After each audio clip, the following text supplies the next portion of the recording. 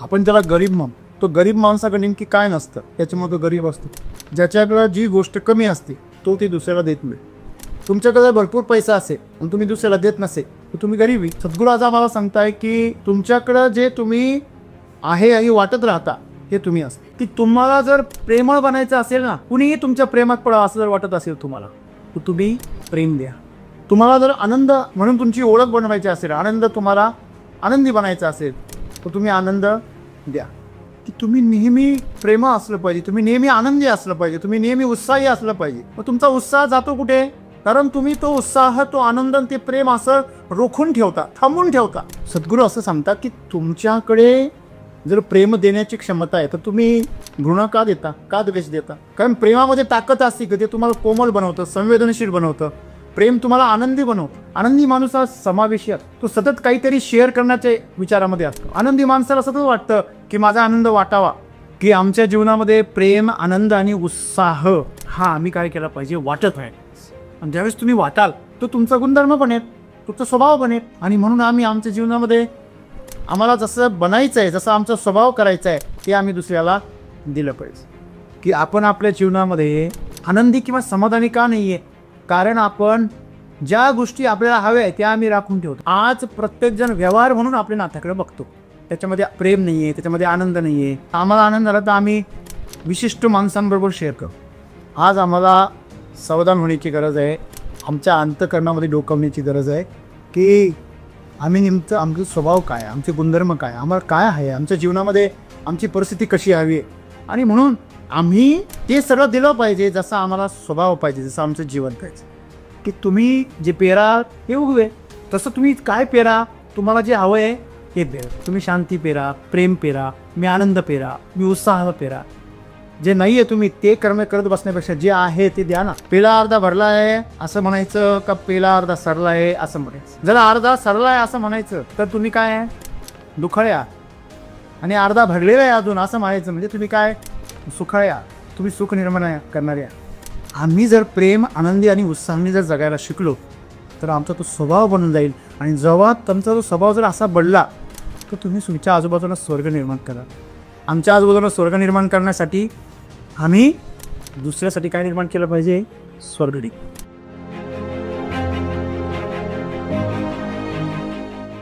पहिला प्रश्न असा आहे की आपण आनंद नाचून साजरा का करतो. सेकंड, आपण आनंदाचा प्रसंग साजरा का करतो. थर्ड, आपण आनंदाच्या प्रसंगी प्रियजनांना का बोलवतो. फोर्थ, आपण आनंदी असल्यावरती मनमोकळे, नम्र व समावेशी का बनतो. माणसं प्रेमात पडल्यावरती कोमल व संवेदनशील का होतात. माणसं प्रेमात पडल्यावरती आनंदी का होतात. प्रेमात पडलेला माणूस उदार व लवचिक व समजूतदार का बनतो. प्रेमात असलेला माणूस आनंद व उत्साह का व्यक्त करतो. आपले प्रेम, आनंद व उत्साह लपून का राहत नाही. आणि लास्ट वन असं आहे की प्रेमात पडलेला माणसाचा स्वभाव गोड व समजूतदार का बनतो. मित्र हो, आपण त्याला गरीब म्हणतो. तो गरीब माणसाकडे नेमकी काय नसतं, त्याच्यामुळे तो गरीब असतो. ज्याच्याकडे जी गोष्ट कमी असते तो ती दुसऱ्याला देत नाही. ज्याच्याकडे भरपूर असतं तो दुसऱ्याला देतो. तुमच्याकडे भरपूर पैसा असेल आणि तुम्ही दुसऱ्याला देत नसेल तर तुम्ही गरीबी. तुमच्याकडं काय किती आहे ह्याच्यावर तुमची गरिबी आणि श्रीमंती ठरत नाही. तुम्ही काय वाटता लोकांना ह्याच्यावर तुमची श्रीमंती आणि गरिबी ठरत. समजा तुम्ही तुमच्याकडे पैसा आहे किंवा नाही, पण तुम्ही पैसा सतत लोकांशी शेअर करत असता. लोकांच्या समस्यांसाठी, त्यांच्या अडचणींसाठी, त्यांच्या मदतीसाठी तुम्ही तुमचा पैसा नेहमी वापरत असता. तुम्ही श्रीमंत आहेत पैशाने. तुमच्याकडं ज्ञान आहे आणि तुम्ही ते सतत लोकांना त्यांच्या समस्या सोडवण्यासाठी वाटत असता, त्यांचं मार्गदर्शन करत असता. तर तुम्ही ज्ञानाने श्रीमंत, तुम्ही ज्ञानी. तुमच्याकडं ज्ञान आहे पण तुम्ही ते कोणाला देतच नाही, सगळं स्वतःसाठी राखून ठेवता. तो बरं कुणीच ज्ञानी म्हणणार. आणि तुमच्याकडं नाहीच आहे तर तुम्ही देऊच शकणार नाही. ही तर वस्तुस्थिती आहे. कारण ते प्राप्त करण्यासाठीची मेहनत पण तुम्ही घेत नाही. तुमच्याकडे शारीरिक बळ आहे, बाहुबल आहे, ते तुम्ही दुसऱ्यांच्या मदतीसाठी वापरता. तुम्ही बाहुबली आहात. सद्गुरू आज आम्हाला सांगताय की तुमच्याकडं जे तुम्ही आहे आणि वाटत राहता हे तुम्ही असते. तुम्हाला जर विज्ञानाचा जर अनुभव असेल तर विज्ञानाच्या बाबतीमध्ये फार मोठी गंमत आहे. रंगांचं शास्त्र जर तुम्हाला माहीत असेल तर विज्ञान असं सांगतं की एखादा रंग तुम्हाला लाल दिसतो, त्याचं कारण तो लाल आहे म्हणून नाही, तो लाल सोडून सगळा आहे, फक्त लाल नाही आहे. बघा गंमत, एखादा रंग हिरवा आहे, तो हिरवा सोडून सगळे रंग येतो पण हिरवा नाही आहे, पण तो तुम्हाला लाल दिसतो. एखादा रंग निळा आहे, याचा अर्थ तो निळा सोडून सगळे रंग आहे. एखादा रंग सफेद आहे म्हणजे तो कुठलाच रंग नाही, आणि एखादा रंग काळा आहे म्हणजे तो सर्व रंग आहे. हे असं का? त्या रंगाला जे नाव पडलं ते तो जे रिफ्लेक्ट करतो त्याच्यावर आहे, तो जे परत देऊन टाकतो समोरच्याला, जो परत देऊन टाकतो. लाल रंग, लाल जी त्याची किरणं आहेत ती किरणं परत परावर्तित करून टाकतो, बाकीचे रंग शोषून घेतात. माणसाचे डोळे जे असतात ते एखाद्या वस्तूचे जेव्हा लाल सोडून इतर सगळे रंग काय करतात, शोषून घेतात, आणि फक्त लाल रंग ती वस्तू काय करते, रिफ्लेक्ट करते. समजा एखादी वस्तू लाल रंगाची आहे, कापड आहे, तर ते कापड लाल रंगाचं रंग फक्त रिफ्लेक्ट करतं, म्हणजे तो त्या ठिकाणी थांबत नाही, तो परावर्तित होतं. हे असं समजा की 7 रंगाचे चेंडू आहे, तुम्ही चेंडू फेकले की फक्त लाल रंगाचा चेंडूच मागे येतो, म्हणून तुम्हाला तो लाल दिसतो. पुढे अंधार आहे आणि समोर भिंत आहे आणि तुम्ही सगळे चेंडू फेकले, तिकडनं एकच चेंडू मागे येतो, तुम्हाला असं वाटतं फक्त लालच फक्त चेंडू आहे, बाकी चेंडूच नाही, कारण बाकी सगळे रंग तो पदार्थ शोषून घेतो, तो रंग शोषून घेतो. निळ्या रंगाच्या बाबतीमध्ये तसंच आहे, हिरव्या रंगाच्या बाबतीत तसंच आहे, काळ्या रंगाच्या बाबतीमध्ये एकही रंग रिफ्लेक्ट होत नाही, एकही रंग परावर्तित होत नाही, त्याच्यामुळे तुम्हाला काळा दिसतो. आणि सफेद रंगाच्या बाबतीत सगळे रंग रिफ्लेक्ट होतात, एकही रंग तो पदार्थ शोषून घेत नाही, म्हणून तुम्हाला तो सफेद दिसतो, म्हणून प्रकाश नेहमी पांढरा दिसतो.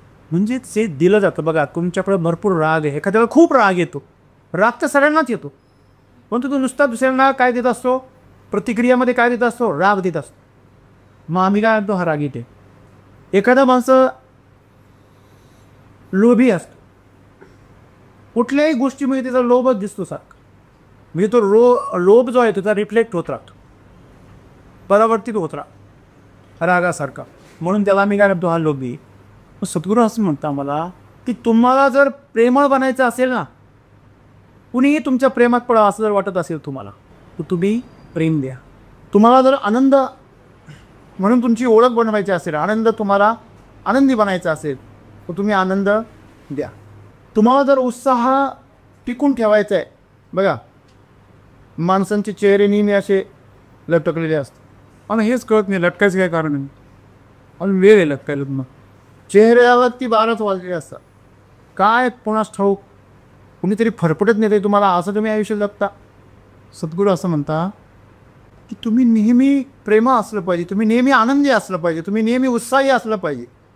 मग तुमचा उत्साह जातो कुठे, कारण तुम्ही तो उत्साह, तो आनंद, ते प्रेम असं रोखून ठेवता, थांबून ठेवता. आपण पटकन उत्साह दाखवत नाही लोकांना का, एखादा काय म्हणे, हे विनाकारण हसते, हे विनाकारण आनंदी आहे, काय झालं तुला एवढं हसायला, काय झालं तुला एवढं आनंदी राहायला, लोकांना विचारता. आनंदी राहणं हे काय अपवाद बनलेलं आहे, खरं तो एक नियम असायला पाहिजे, तुमचा स्वभाव असायला पाहिजे. एखाद्याच्या गुलाबाच्या फुलांनी जर सुगंध दिला तर लोकांना आश्चर्य वाटतो, सुगंध, कारण हल्ली फुलांना सुगंधच कुठे, हायब्रिडच्या जमान्यामध्ये फक्त रंग दिसतो, जवळ गेल्यावर कळतं यातला वासच नाही. पूर्वीच्या काळी सुंदर गोष्ट गोड आणि मधुर पण असेच, आता सुंदर गोष्ट कडू असते, विषारी असण्याची दाट शक्यता. तुम्हाला माहिती आहे ॲमेझॉनच्या जंगलात तुम्ही जर गेलात, कधी ऑस्ट्रेलियाला गेलात, तर जेवढा चमकणारा प्राणी असतो ना, मग तो साप असेल, बेडूक असेल, कुठलाही सरपटणारा किंवा कुठलाही कीटक असेल, जीव असेल, तर जेवढा तो चमकदार असतो तेवढा तो निसर्गाचा नियम असा आहे, तेवढा तो भयंकर विषारी असतो. आपण स्वतःला कसं बनवलं आहे बघा. एखादा आनंदी माणूस आहे तो कसा असतो, तुम्ही असं कधी पाहिलं एखादा दुःखामध्ये नाचू राहिला, असं खूप त्याला दुःख झालं आहे मग नाचू राहिला दुःखामध्ये, असं कधी बघितलं का? जिवंतपणे त्याचा मुडदा पडलेला असतो, त्याला हलवा, पे उठ, दोन घास खाय, एक घोट पाणी पे, एक पाऊल चाल, त्याला दुःख काय झालेलं असतं, अमुक माणसाने काल माझा अपमान केला. सद्गुरू असं सांगतात की तुमच्याकडे जर प्रेम देण्याची क्षमता आहे तर तुम्ही घृणा का देता, का द्वेष देता? कारण प्रेमामध्ये ताकद असते की ते तुम्हाला कोमल बनवतं, संवेदनशील बनवतं, प्रेम तुम्हाला आनंदी बनवतं. मग आत्ताचं प्रेम लोकांना फार आत्महत्येपर्यंत का घेऊन जातं? कारण ते पॉझिटिव्ह आहे, ते प्रेम नाही आहे. ते मालकी हक्क गाजवायचा प्रयत्न. हल्ली प्रेम म्हणजे मालकी हक्क.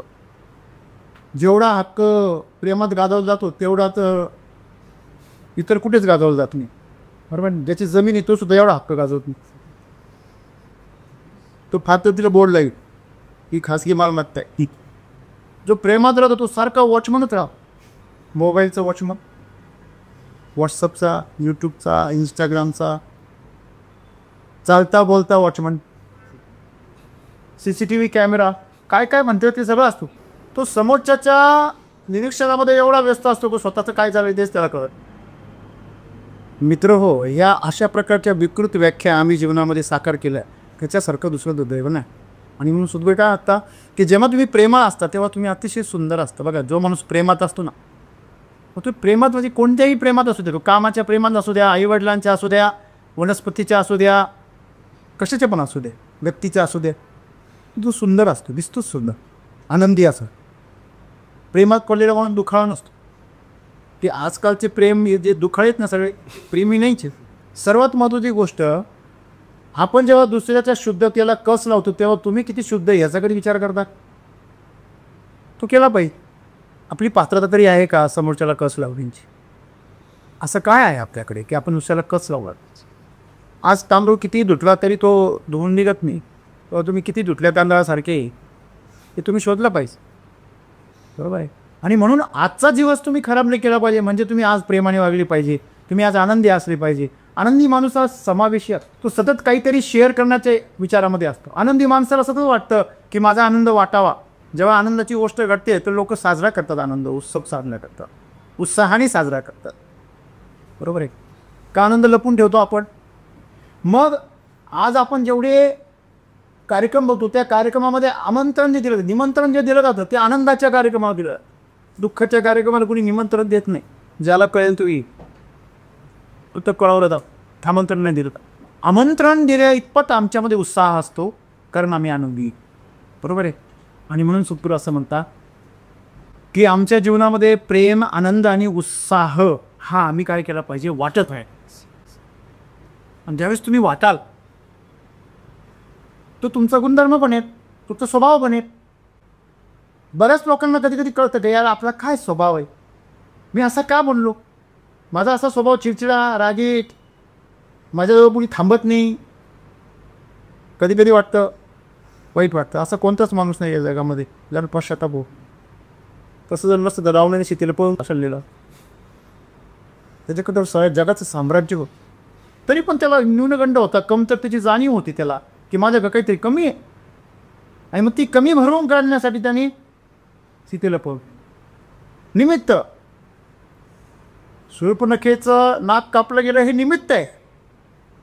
त्याची त्याच्या मनात इच्छा होतीच पहिल्यापासून, कारण धनुष्य मोडता नव्हता आलं तेव्हाच पराजय झाला होता. तेव्हाच इच्छा होती त्याची सीता स्वयंवरामध्ये सीतेला हरण करण्याची. सीधी उंगलीसी ही निकलतो तो टेढ़ी उंगलीसी निकलली. आपण हे समजून घेतलं पाहिजे की माणसाला त्याची उणीव कधी ना कधी भासते. तुम्ही किती पण राखून ठेवा तुमच्यासाठी. आणि म्हणूनच असं म्हणतात, राखतो तो राक्षस आणि देतो तो देव. तुम्ही जे देता तोच तुमचा गुणधर्म बनतो. आणि म्हणून आम्ही आमच्या जीवनामध्ये आम्हाला जसं बनायचं आहे, जसं आमचा स्वभाव करायचा आहे ते आम्ही दुसऱ्याला दिलं पाहिजे.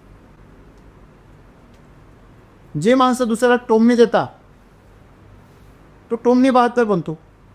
हॅलो, तो बुद्धिमान नाही पडत कधी. ज्या वेळेस ज्ञानेश्वरांनी गीतेवरती टीका लिहिली त्याची ज्ञानेश्वरी बनली. लोकमान्य टिळकांनी टीका केली ती गीता रहस्य बन. बरोबर. आम्हाला टीका म्हणजे काय, फक्त टोमणी माहिती आहे.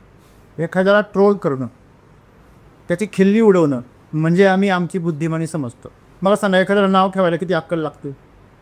हॅलो, एखाद्याचा दोष काढायचा आहे, नाव ठेवायचं किती लागते अक्कल? एखाद्याचं गुणगान करायचं आहे, भरपूर अक्कल लागते. अकलेचा काय लागतो? कस लागतो. ज्या अर्थी तुम्ही दुसऱ्याचं कौतुक आणि प्रशंसा करण्यामध्ये कमी पडता आणि दुसऱ्याला टोमणे देण्यामध्ये, दोष काढण्यामध्ये एक नंबर आहे, त्या अर्थी तुम्ही बेअक्कल आहे. तुमच्याकडे जे तुमचा स्वभाव आहे तेच तुम्ही दुसऱ्याला देता. आणि म्हणून याच्या उलटं पण आम्ही करू शकतो की आम्ही जसं आम्हाला स्वभाव बनवायचा आहे ते आम्ही द्यायला जर सुरुवात केली तर आमचा तो स्वभाव बनून जाईल. दुसऱ्याबद्दल चांगला विचार करा, दुसऱ्यांची काळजी घ्या, बिनशर्त काळजी घ्या दुसऱ्याची, अटी लावू नका. नाहीतर आमचं प्रेम कसं आहे, अटी शर्ती लाव. काय इकडे ब्रेकअप आणि तिकडं घटस्फोट, काही फरकच काही नाही आहे. फरक एवढाच आहे, तिकडे कोर्ट कचेरीमध्ये जावं लागतं, वकील लावावं लागतो, पुरावे द्यावे लागतात. इकडं बिगर पुराव्यांचं काम होतं, बिगर वकिलाच. सांगायचं तात्पर्य काय मित्रांनो, की आपण आपल्या जीवनामध्ये आनंदी किंवा समाधानी का नाही आहे? कारण आपण ज्या गोष्टी आपल्याला हव्या आहेत त्या आम्ही राखून ठेवतो. बघा, गरीब माणूस नेहमी पैसे राखून ठेवतो, त्याचा दान धर्म करायला हात वर नसतो. आणि काय म्हणणार, लुटायला निघाले सगळे, आमच्या जीवावर सगळे जगताय असं म्हणतात. याच्या जीवावर हात जगेत.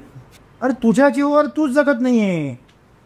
तू जन्माला घातलेली 2 चिल्ली बिल्ली सुद्धा तुला पालन पोषण करून नाकी नऊ येते. सरकार त्यासाठी शाळा काढ, आमदाम दे, शिष्यवृत्ती दे, अमुक दे, ढमुक दे.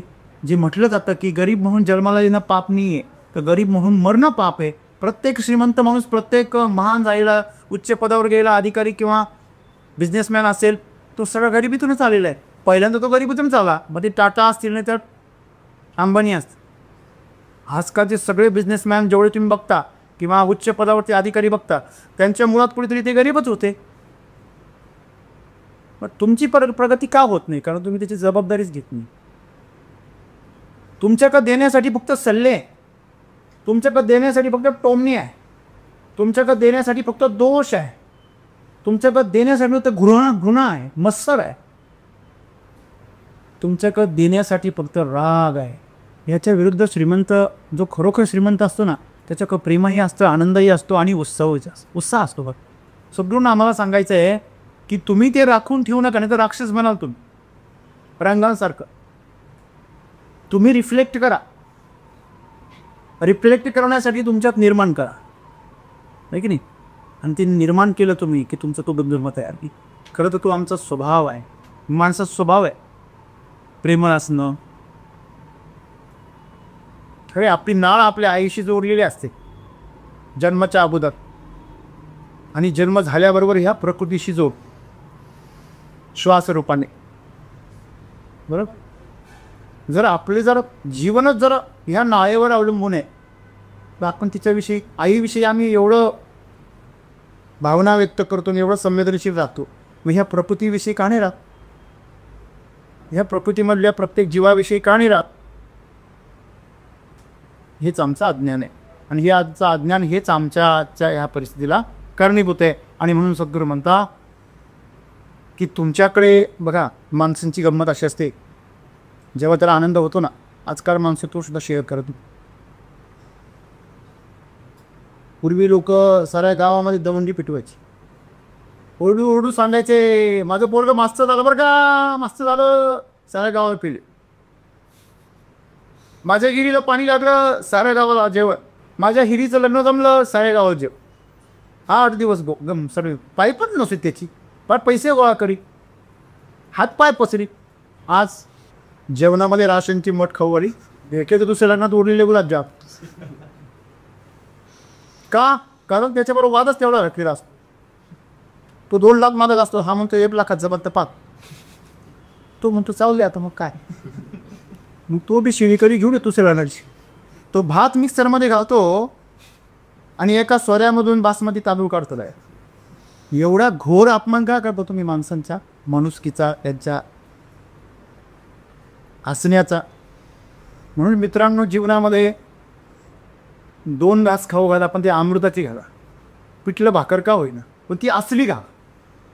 नकली बिर्याणी खाऊ घालण्यापेक्षा असली कढी भात चांगला. बरोबर आहे ना? 4 घास खाऊ घालायचे, 2 घास खाऊ घा, एकदा वाढा, दुसऱ्यांदा वाढू पण ना. पण जे खाल त्याने तुम्ही तृप्तीचा ढेकर दिला पाहिजे. जीवनामध्ये आम्ही जे ढोंग करतो, जे दाखवतो स्वतःला, हे पाखंड आम्ही जे निर्माण केलं, हे सगळं आमच्या जीवनाला उद्ध्वस्त करते. तू मला मुखवटा दाखवायचा, मी तुला मुखवटा दाखवायचं, असली चेअर आम्हाला वेगळाच. मग ही आजच्या समाजाची समस्या आहे. आणि म्हणून आम्हाला आज आम्ही जे काही राखून ठेवायच्या मागे लागलो आहे ना, आम्ही उद्या नाहीच आहे असं समजून जगायला शिकलं पाहिजे. उद्याचा दिवस आमच्या आयुष्यात नाहीच आहे असं समजून तो तुम्ही जगायला शिकले ना. तुम्हाला माहिती आहे का, पूर्वीच्या काही लोक गरीब असायची. आपल्या मुलामुलीच्या लग्नामध्ये त्यांच्या जीवनामध्ये जो प्रसंग असायचा आनंदाचा, त्याच्यामध्ये आपलं सगळं अस्तित्व डावावर लावायचे, सगळं दान टाकायचे. त्यांना माहिती आहे उद्या भयंकर दिवस होणार आहे, तरी पण सगळं डावावर लावायचं. आता मुलं बाळा म्हणतात तुम्ही काय केलं आमच्यासाठी, आणि बाप सांग तुम्ही एवढं कर्ज काढणं तुझ्यासाठी. आज प्रत्येकजण व्यवहार म्हणून आपल्या नात्याकडे बघतो, त्याच्यामध्ये प्रेम नाही आहे, त्याच्यामध्ये आनंद नाही आहे. हा आम्हाला आनंद झाला तर आम्ही विशिष्ट माणसांबरोबर शेअर करू. आम्हाला जर उत्सव साजरा करायचा असेल तर आम्ही आमची रंगारंग पार्टी 4-5 जणांमध्येच खाऊ. म्हणजे हे जे आमचं जे जीवन आहे ना, आम्ही इमानदार पण आहे पण काही विशिष्ट लोकांचं आहे. म्हणून आज प्रत्येक जणाचे चेहरे वेगळे. त्याला कधी कधी लक्षात राहत नाही का आम्ही याच्यापाशी काय बोललो. काही काही तर एवढ्या थरावर पोचलेले की आपली ओळखसुद्धा वेगळी सांगतात. हो, बाहेर समाजात ओळख वेगळी, इकडे ओळख वेगळी, तिकडे ओळख वेगळी.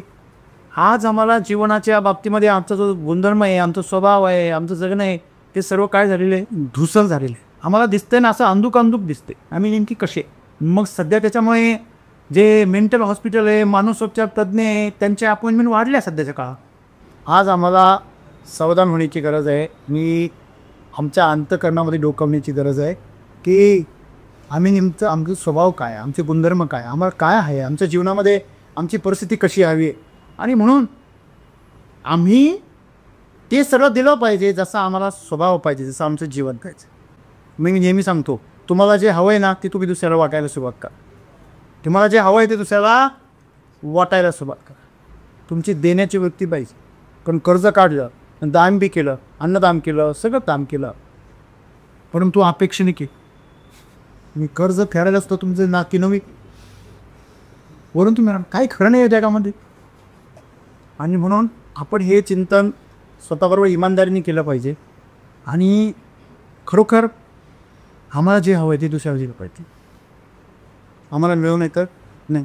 जो दुसऱ्याला स्वातंत्र्य देतो त्याला स्वातंत्र्य मिळतं. आपल्या सर्वांना खूप वाईट वाटतं की अरे त्या जर्मनीवर एवढे 2 बॉम्ब टाकले, 2 शहर उद्ध्वस्त केले त्यांचे. वाटतं ना आपल्याला वाईट वाटतं की नाही.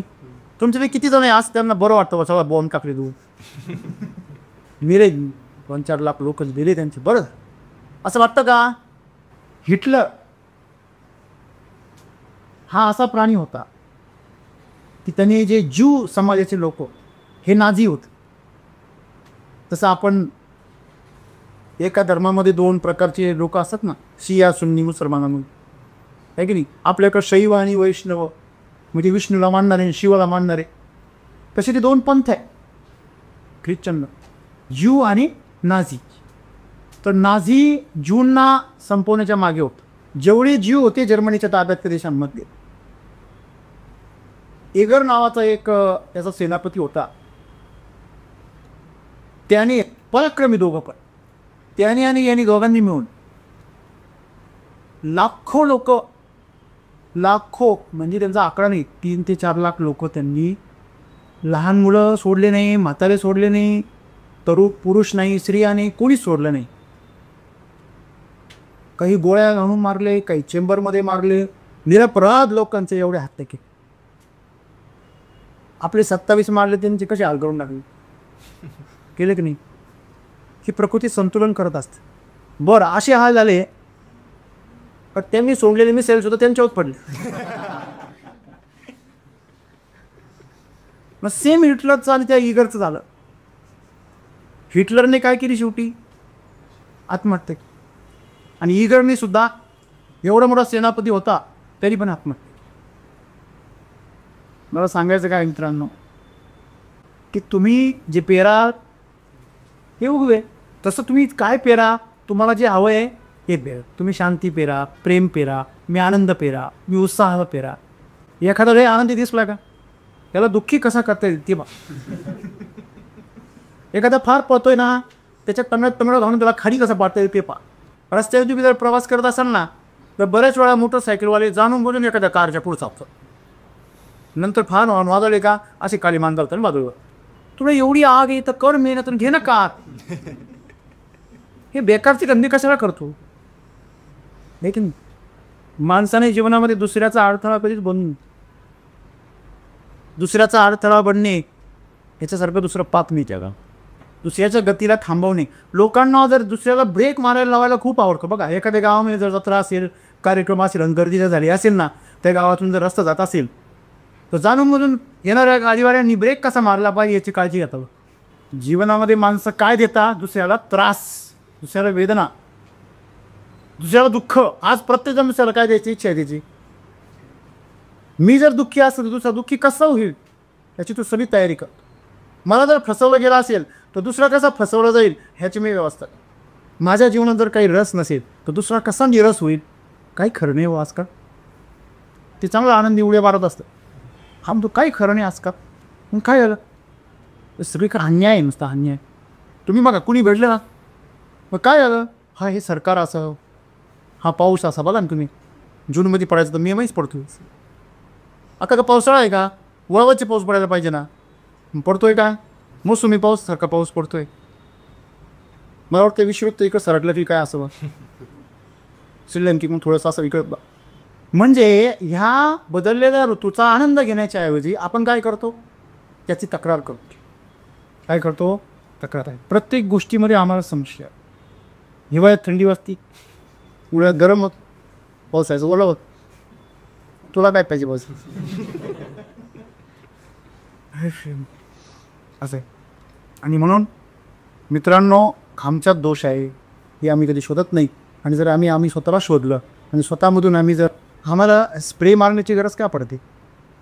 सेंट पर्सेंट अत्तर का मारतो आम्ही? आमच्यातली दुर्गंधी लपावी आणि काय पडावं बाहेर? सुगंध. आता जे तुमच्यात नाहीच आहे ते कसं काय बाहेर कळेल? हॅलो, किती वेळ टिकतो तो सुगंध? कदाचित तुमची दुर्गंधी तो गंध एकत्र होतो, काही तिसराच गंध त्याच्यावर. आणि म्हणून मित्रांनो, तुमच्या कष्टाच्या घामाचा वास हवा आणि तो कधीच कामी नसतो. कष्टाने आलेल्या घामाचा वास कधीच कामी नसतो, लक्षामध्ये. आणि म्हणून तुम्ही जीवनामध्ये स्वतःला सजवणं, स्वतःला सगळं रंगवणं, स्वतःला सुवासिक करणं, ह्या सगळ्या गोष्टींपेक्षा जे नाही आहे तुम्ही ते कर्म करत बसण्यापेक्षा जे आहे ते द्या ना. तुम्ही प्रेम देऊ शकता, लोकांना वेळ देऊ शकता, लोकांची काळजी घेऊ शकता, लोकांसमोर तुम्ही नम्र राहू शकता, त्याची सेवा करू शकता. तुम्ही किती आनंदी राहू शकता हे सर्व करू. तुम्ही दिवसभर उत्साही राहू शकता. परमेश्वराने जे दिलं आहे ते खूप दिलं आहे मला असं म्हणू शकता. पेला अर्धा भरला आहे असं म्हणायचं का पेला अर्धा सरला आहे असं म्हणायचं? सांगा काय म्हणायचं? जरा अर्धा सरला आहे असं म्हणायचं तर तुम्ही काय आहे? दुखळ्या. आणि अर्धा भरलेला आहे अजून असं म्हणायचं म्हणजे तुम्ही काय? सुखळ्या. तुम्ही सुख निर्माण करणाऱ्या. तुम्ही ग्लास तेवढाच भरलेला आहे, त्यात काही बदल नाही. तुमचा पाहायचा दृष्टिकोन कसा आहे? एक घोडतर आहे ना, बस तेवढ्यात आपण खुश. समाधानी राहायचं म्हटल्यावर फक्त दृष्टिकोन बदलण्याची गरज आहे, भाव बदलण्याची गरज आहे, जग बदलण्याची काही गरज नाही. बरोबर आहे. आणि म्हणून आम्ही जर प्रेम, आनंदी आणि उत्साहाने जर जगायला शिकलो तर आमचा तो स्वभाव बनून जाईल. आणि जेव्हा तुमचा तो स्वभाव जर असा बनला तर तुम्ही तुमच्या आजूबाजूला स्वर्ग निर्माण करा. स्वर्ग आहेच. आम्ही तो नरकामध्ये काय केलं? रूपांतरित केला. आणि म्हणून आमच्या आजूबाजूला स्वर्ग निर्माण करण्यासाठी आम्ही दुसऱ्यासाठी काय निर्माण केलं पाहिजे? स्वर्ग.